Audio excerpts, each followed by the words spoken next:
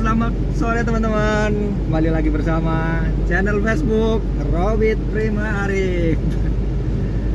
Oke teman-teman, untuk sore hari ini ya, saya melakukan perjalanan pulang dari pengiriman barang ke daerah Bekasi kota, yang dimana pengiriman telah selesai. Sekarang kita menuju garasi atau ke gudang untuk melakukan pencucian mobil. Sekarang saya sudah sampai di Tambun atau di rest area KM19. Untuk jalan terpantau ramai lancar ya teman-teman ya. Sekarang saya ada di jalur 3 ini karena cukup padat kendaraan yang ada di jalan tol Jakarta Cikampek ini. Sebenarnya ini nggak boleh sih teman-teman ada di jalur 3, cuman karena jalurnya ramai padat, jadi ya kita ikut aja mobil yang ada di depannya.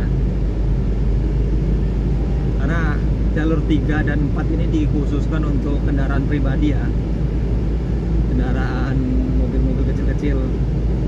Kalau untuk mobil-mobil truk, mobil-mobil muat barang itu berada di jalur 1 dan 2, tidak boleh ke jalur 3. Di jalur 1 dan 2 juga ada aturan kecepatannya teman-teman, minimal 40 atau 60 gitu. Kalau di bawah dari itu biasanya akan ditegur oleh petugas ya, petugas tol atau petugas jalan raya, PJR biasanya sebutnya itu PJR. Kendaraan-kendaraan yang berada di jalur 3 dan 4 ini harus di atas 60 sebenarnya teman-teman ya. Karena ini jalur cepat. Apabila ada kendaraan yang melaju di bawah dari 60 km itu akan mengganggu kelancaran jalan teman-teman. Nah, ini dia teman-teman. Saya sudah sampai di Grand Wisata, jembatan Grand Wisata, jembatan penyeberangan.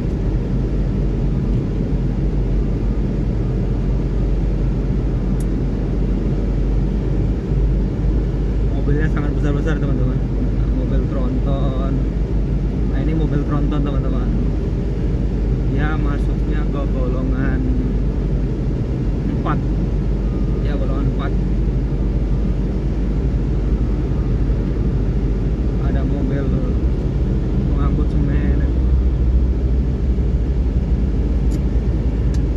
Untuk yang ada di jalan raya, hati-hati. Semoga selamat sampai tujuan, tidak terjadi kendala yang tidak diinginkan. Tetap patuhi rambu lalu lintas, jaga jarak, keselamatan Anda. Safety first, utamakan keselamatan.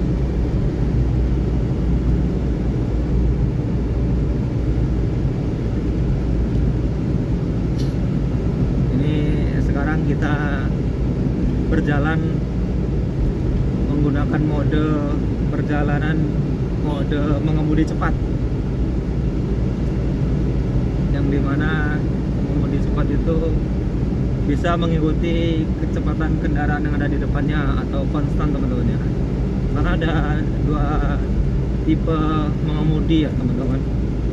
Yang pertama mengemudi cepat, yang kedua mengemudi ngebut. Itu beda ya teman-teman. Kalau mengemudi ngebut itu terkesannya dia ugal-ugalan atau pindah-pindah jalur, zigzag, itu mengemudi ngebut. Tapi kalau mengemudi cepat, kita berjalan sesuai kendaraan yang ada di depan, alias konstan kecepatannya, tetap tidak mendahului, juga tidak zigzag. Kalau mengemudi cepat ingin mendahului juga ya menggunakan jarak teman-teman. Misalkan mau pindah jalur ke jalur 1, 2, 2, 3, 3, 4 itu pindahnya tidak mendadak, atau kalau istilah sering disebutnya dengan cara nyerong wajik, tidak langsung motong kanan motong kiri, tidak, untuk mengemudi cepat ya teman-teman. Untuk tetap safety kita harus menggunakan mode mengemudi cepat, jangan mode mengemudi ngebut, itu membahayakan. Santai saja, kalau kecepatan di depan kita, kendaraan di depan kita konstan, ya kita ikuti saja. Untuk apa? Untuk apa kita mau ngebut? Karena mengemudi ngebut sama mengemudi cepat itu kan bedanya nggak terlalu lama ya teman-teman, paling 5-10 menit. Tapi untuk keamanan ya mengemudi cepat.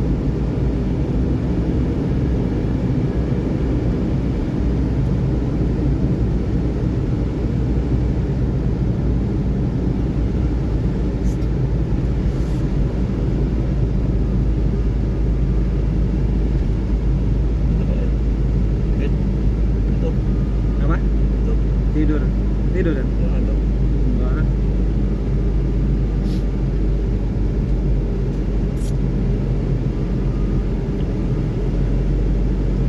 Semua kendaraan-kendaraan besar dia menggunakan mode mengemudi cepat ya teman-teman. Dia akan konstan, pindah jalurnya pelan, seperti mobil di depan, pindah jalurnya pelan, tidak zigzag seperti ini. Nah, pindah jalur pelan, sudah pindah balik lagi.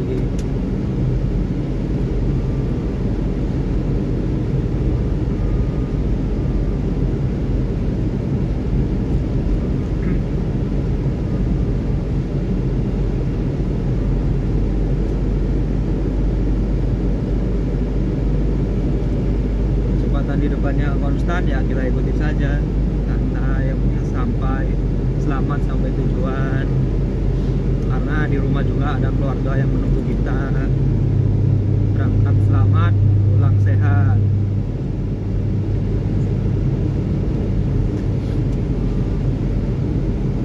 Nah, kalau ada mobil yang mau masuk jalur, kita kasih jalan teman-teman, kita kasih ruang untuk dia bergabung di jalur yang ada.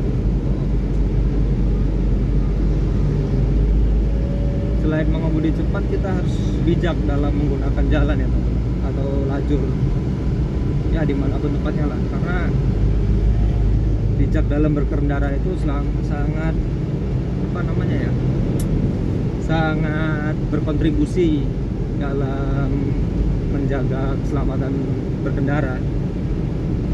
Apabila kita tidak saling pengertian, merasa paling benar itu jalan kita, ya tidak boleh juga. Kalau kita tahu mobil itu nggak kita kasih jalan, resikonya dia ngelempang, walaupun kita benar ya kita harus ngalah. Nggak boleh kita merasa paling benar di jalan, itu jalur kita, merasa jalur kita serobot saja, enggak, jangan.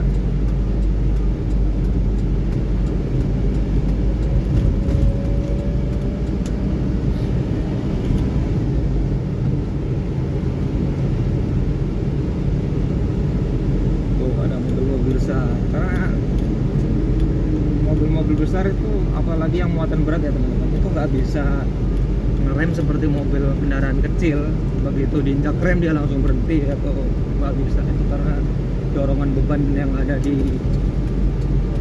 muatnya itu sangat berat biasanya. Maka mereka ibarat ngerem hari Senin, berhentinya hari Kamis, nggak bisa langsung di tempat gitu teman-teman. Jaga jarak lah kalau ada kendaraan besar, untuk menghindari hal-hal yang tidak diinginkan.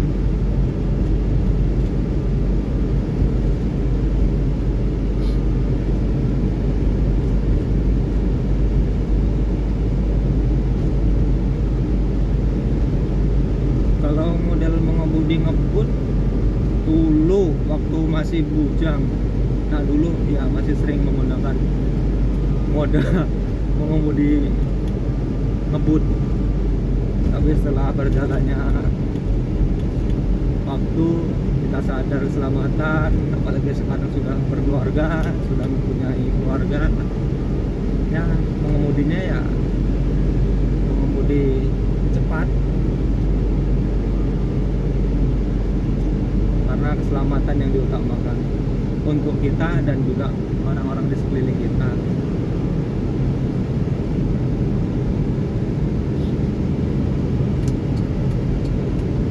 Kita jalur, kita wajib ambil jarak dari belakang, dilihat dari spion.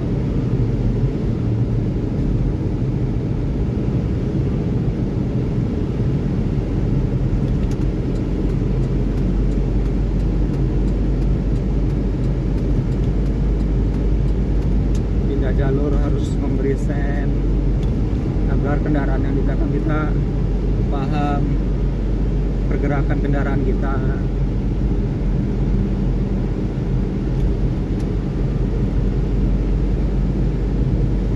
Oh ya teman-teman, udah mau sampai kita ya. Kita mau keluar gerbang tol Cikarang Utara.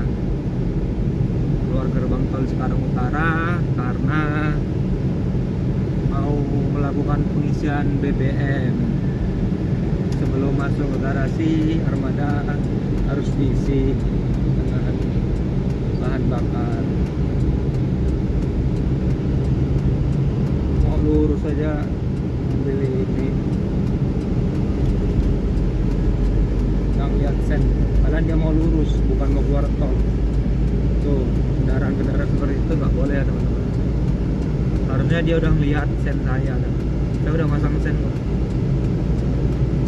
Itulah harus bijak dalam berkendara. Kalau sekiranya dia tidak mau keluar tol ya jangan ambil seperti tadi, kan membahayakan. Hampir nyenggol mobil yang saya kemudikan tadi teman-teman.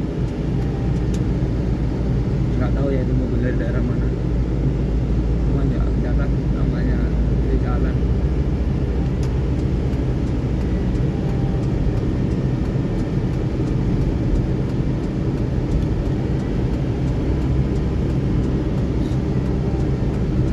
Gerbang Cikarang Utara.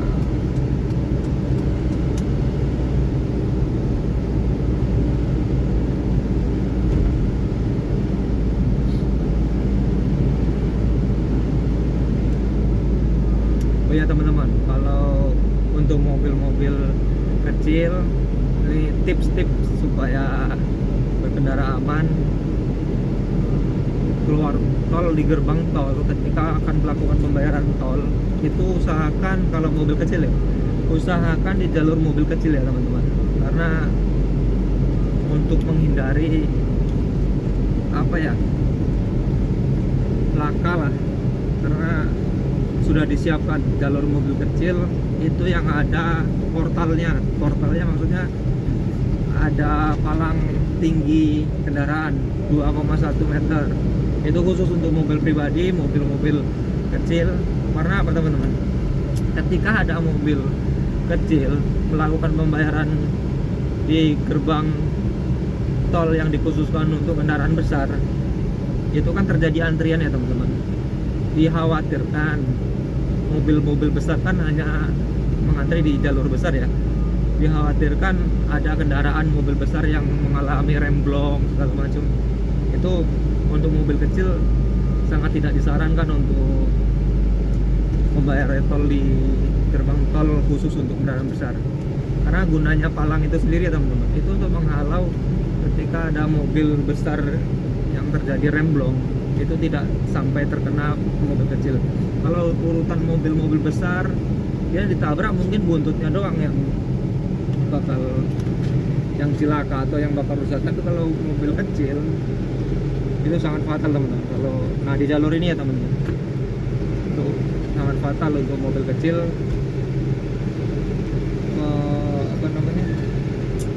Melakukan pembayaran di gerbang tol khusus jalur mobil besar tidak disarankan. Kan saldo Apple kan belum diisi. Lu ada nggak?